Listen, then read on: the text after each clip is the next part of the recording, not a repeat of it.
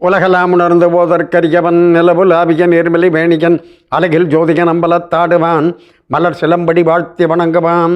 அன்பிற்கினிய Sun TV நேயர்கள் அனைவருக்கும் வணக்கமும் நல்வாழ்த்துக்களும்.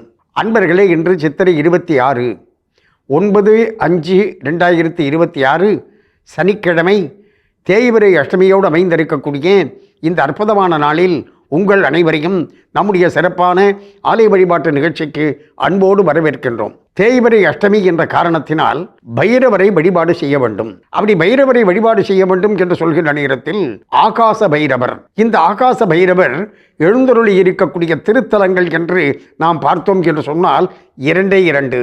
ஒன்று சீர்காழிக்கு அருகில் இருக்கக்கூடிய சட்டநாதபுரம், அதுதான் பைரவர் திருத்தலங்களுக்கெல்லாம் தலைமையிடம். அங்கே இருக்கக்கூடிய பைரவருக்கு என்ன பெயர் என்று சொன்னால் ஆகாச பைரவர். அதற்கடுத்ததாக ஆகாச பைரவர் என்ற திருநாமத்தை தாங்கி இருக்கக்கூடிய திருத்தலம் எது என்று சொன்னால் திருவள்ளூருக்கு அருகில் அமைந்திருக்கக்கூடிய மணவாள நகர்.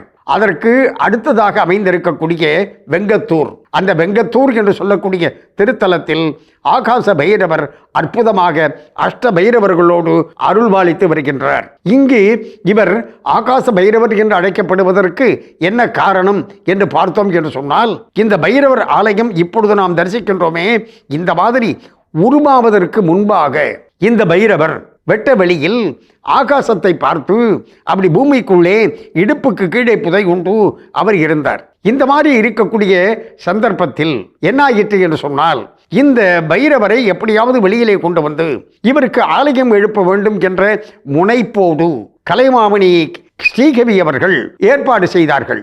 அதற்காக அவர் என்ன செய்தார், வெங்கட சுப்பிரமணிய சிவாச்சாரியார் என்று அவரை விட்டு இந்த பைரவரை காண்பித்து இந்த பைரவருக்கு ஆலயம் எழுப்ப வேண்டும், என்ன செய்யலாம் என்ற முயற்சியில் அது ஈடுபட்ட நேரத்தில் என்ன ஆகிட்டு என்று சொன்னால், ஏறத்தாழ இந்த பகுதியில் இருக்கக்கூடிய மக்கள் பக்தர்கள் அனைவரும் ஒன்றாக சேர்ந்து அப்படி தண்ணீரை குடம் குடமாக கொட்டுகின்றார்கள். அந்த பைரவர் அசைஞ்சு கொடுக்கல, அப்படியே இருக்கிறார்.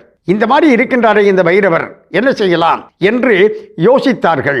யோசித்த நேரத்தில் அந்த சிவாச்சாரியார் மற்றும் ஒரு ஆலோசனையை கூறினார். திருவள்ளூருக்கு அருகில் மணவாள நகர், அதற்கு அருகில் அமைந்திருக்கக்கூடியது வெங்கத்தூர். அந்த வெங்கத்தூர் திருத்தலத்தில் அருள்பாலித்து வரக்கூடிய ஆகாச பைரவரை, அதாவது அஷ்டமி வழிபாடு, அதிலும் தேய்பிறை அஷ்டமி வழிபாடு என்பது மிக மிக அற்புதமானது பைரவர் வழிபாட்டில் அல்லவா.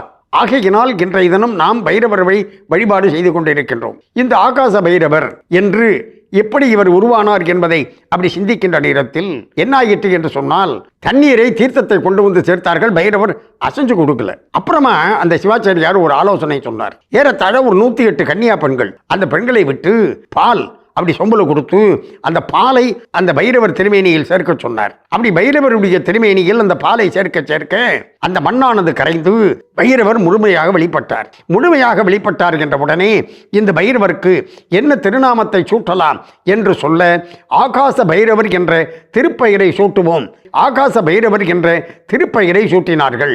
இந்த ஆகாச பைரவரை சுற்றி என்ன ஆயிற்று என்று சொன்னால், அஷ்ட பைரவரை காலப்போக்கில் பிரதிஷ்டை செய்தார்கள்.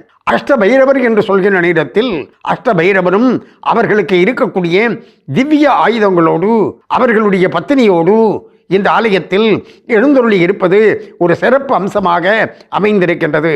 அந்த அஷ்ட பைரவர் யார் யார் என்று பார்த்தோம் என்று சொன்னால், அச்சிதாங்க பைரவர். அந்த அச்சிதாங்க பைரவருக்கு வாகனமாக இருக்கக்கூடியது அம்ச வாகனம், அதாவது அன்ன வாகனம். அதற்கடுத்து ரூரு பைரவர். ரூரு பைரவருக்கு வாகனம் என்ன என்று சொன்னால் ரிஷப வாகனம். அதற்கடுத்து சண்ட பைரவர். சண்ட பைரவருக்கு வாகனம் மயில். குரோதன பைரவர். அந்த குரோதன பைரவருக்கு வாகனம் என்ன என்று சொன்னால் பருந்து. உன்மத்த பைரவர். அந்த உன்மத்த பைரவருக்கு வாகனம் என்ன என்று சொன்னால் குதிரை. அதற்கடுத்ததாக கபால பைரவர். அந்த கபால பைரவருக்கு வாகனம் என்ன என்று சொன்னால் கஜவாகனம். அதற்கடுத்து பீஷண பைரவர். பீஷண பைரவருக்கு வாகனம் சிம்மம். அதற்கடுத்ததாக சம்ஹார பைரவர். அந்த சம்ஹார பைரவருக்கு வாகனம் என்ன என்று சொன்னால் நாய்.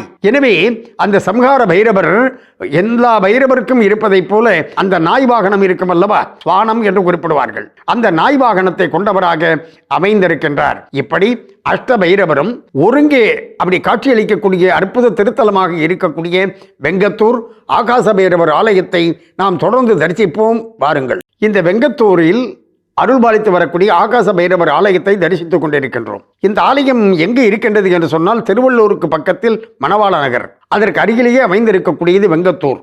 இந்த வெங்கத்தூர் திருத்தலத்தில் இந்த ஆகாச பைரவர் அருள்பாலித்து வருகின்றார். இந்த ஆகாச பைரவரை அதாவது தேய்பிறை அஷ்டமி நாளில் வழிபாடு செய்வது என்பது உத்தமம். எப்படி என்று சொன்னால் மற்ற நாளில் இந்த ஆலயமானது திறந்திருக்கின்றதா திறந்திருக்கவில்லையா என்றெல்லாம் கவலைப்பட வேண்டாம். தேய்பிறை அஷ்டமியில் நிச்சயமாக இந்த ஆலயம் திறந்திருக்கும் என்று இந்த பைரவர் ஆலயத்தினுடைய நிர்வாகிகளாக இருக்கக்கூடிய கவிதாஸ்ரீ போன்றவர்கள் குறிப்பிடுகின்றார்கள். இந்த ஆலயத்தில் பார்த்தீர்கள் என்று சொன்னால் எப்படிப்பட்ட அற்புதமான வழிபாடுகள் என்று பார்க்கின்ற பொழுது அந்த பூசணிக்காயை ரெண்டா அப்படி உடைச்சு அதில் உள்ளே இருக்கக்கூடிய சோறை எடுத்துட்டு அதில் நெய்யோ எண்ணெயோ விட்டு நல்ல கடுமையான பெரிய திரியை போட்டு விளக்கேற்றி வழிபாடு செய்வார்கள்.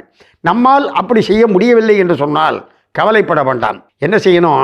பைரவர் நம்முடைய கஷ்டத்தை எல்லாம் போக்க வேண்டும் என்பதற்காக சனீஸ்வர பகவானுக்கு எள்ளு முடிச்சு போடுறாங்கல்ல, அந்த மாதிரி இவருக்கு மிளகு முடிச்சு அப்படியே 8 மிளகை ஒரு சிகப்பு துணியில அப்படி முடிச்சு மாதிரி போட்டு அகல் விளக்கிலேயே நம்ம ஏற்றலாம். சாதாரணமா 2 அகல் விளக்கை ஏற்றலாம். அதற்கு 2 மிளகு முடிச்சு, அந்த மிளகு முடிச்ச போட்டு நாம் அப்படி விளக்கேற்றி வழிபாடு செய்தோம் என்று சொன்னால் நமக்கு அந்த மிளகு எப்படி வெடித்து சிதறுகின்றதோ அதை போல நம்முடைய துன்பங்கள் அனைத்தும் வெடித்து சிதறிவிடும். அதாவது சில பேர் என்ன பண்ணுவாங்க, நான் எவ்வளவோ பரிகாரமெல்லாம் பண்ணிவிட்டேன் சார், எவ்வளவோ பரிகாரங்கள் செய்தும் எங்களுக்கு விடிவு காலம் என்பது இன்னும் வரவில்லை, வருத்தப்படுவார்கள். வருத்தப்பட வேண்டாம். இருக்கவே இருக்கின்றது பைரவர் வழிபாடு.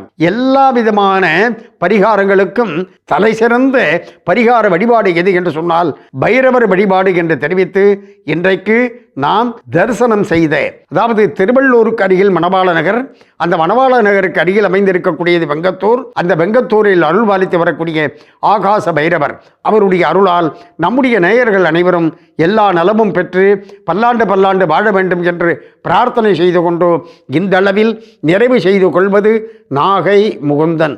நன்றி, வணக்கம், வாழிய நலம்.